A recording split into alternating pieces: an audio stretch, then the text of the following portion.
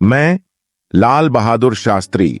मैं 2 अक्टूबर 1904 को भारत के उत्तर प्रदेश राज्य के मुगलसराय जिले में पैदा हुआ था। मैं एक साधारण परिवार से ताल्लुक रखता था। मेरे पिता एक स्कूल शिक्षक थे। हम आर्थिक रूप से बेहद संपन्न नहीं थे, लेकिन मेरे माता पिता ने हमें शिक्षा के महत्व के बारे में सिखाया था। मैंने अपनी शुरुआती पढ़ाई मुगलसराय से ही की और बाद में काशी विद्यापीठ में दाखिला लिया।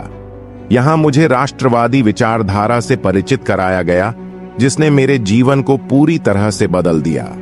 मैं ब्रिटिश शासन के खिलाफ होने वाले आंदोलन में शामिल हो गया और सादगी, सत्य और अहिंसा के मूल्यों को आत्मसात किया। जब भारत स्वतंत्र हुआ तो मैं एक युवा और महत्वाकांक्षी नेता था।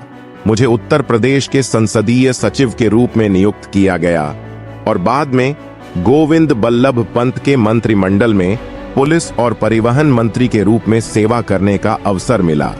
मैंने महिलाओं को बसों में बस कंडक्टर के रूप में नियुक्त करने की पहल की, जिससे महिला सशक्तिकरण के लिए एक बड़ा कदम उठाया गया। 1964 में जब जवाहरलाल नेहरू का निधन हुआ तो देश को एक मजबूत नेतृत्व की जरूरत थी। मैं इस चुनौती से भयभीत नहीं था और प्रधानमंत्री का पदभार संभाल लिया। मेरे कार्यकाल में कई महत्वपूर्ण घटनाएं हुईं, जिनमें 1965 के भारत पाक युद्ध के बाद पाकिस्तान के साथ समझौता करना और भारत की खाद्य सुरक्षा सुनिश्चित करना शामिल था। मैं हमेशा एक साधारण व्यक्ति रहा हूं। मैं अपने चरखे को नहीं छोड़ता था और देशवासियों से भी यही अपील करता था। मुझे जय जवान जय किसान का नारा गढ़ने के लिए भी जाना जाता है। मैं 11 जनवरी 1966 को ताशकंद में रूस के साथ शांति समझौते के बाद एक हृदय गति रुकने से अचानक मृत्यु हो गई। मेरा निधन एक रहस्य बना हुआ है।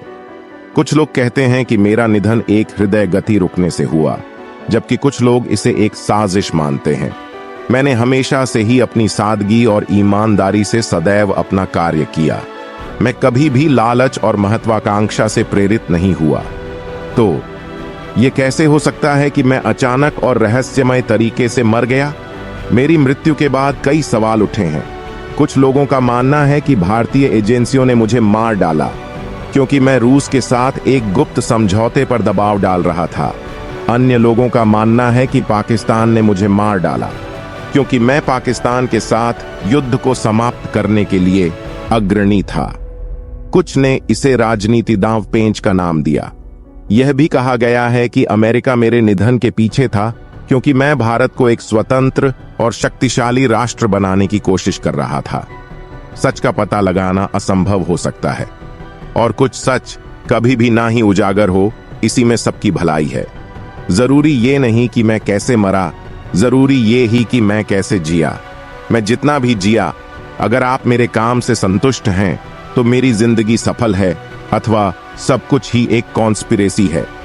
मैंने सदैव एक सच्चा देशभक्त होने की सारी परीक्षाएं दी हैं, इस उम्मीद के साथ कि मैं हमेशा भारत के लोगों के दिलों में जिंदा रहूंगा।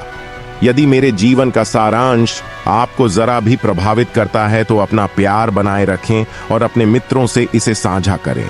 ऐसी ही अन्य रोचक कहानी के लिए चैनल को सब्सक्राइब करके वीडियो को लाइक करना न भूलें।